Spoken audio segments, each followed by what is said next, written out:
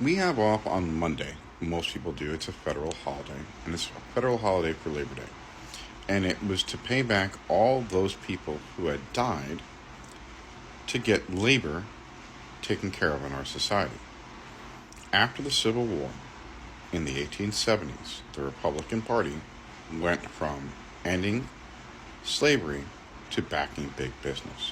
And from the period of 1865 until FDR took over, Woodrow Wilson is the major big president that was a Democrat during that time period. And he was a president during the World War, so it makes him much more important. And he was also president when the 19th Amendment was passed.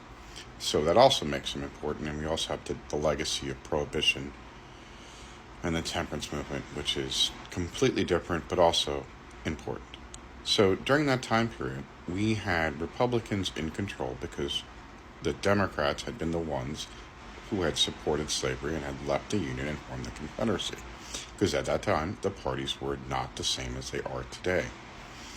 And big business did not want to at all share any of the profits with the laborers, so people began to strike.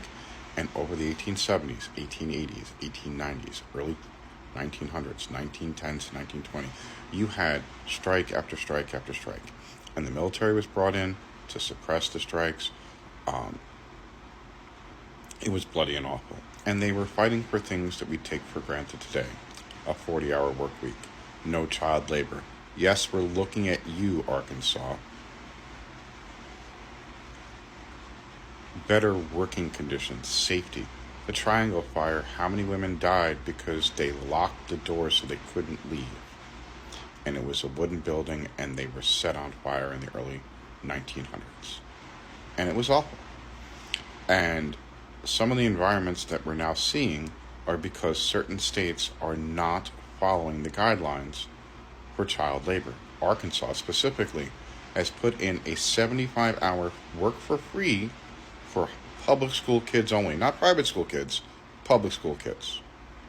They're going to get free labor out of your children. And they're allowing 14 and 15-year-olds to work in factories. This is what people died to prevent. And what we're having in response is unimaginative Republicans who cannot figure out a way because they don't want immigrants in their state. Like, we're not all immigrants. Unless you're a Native American, everyone is a descendant of immigrants.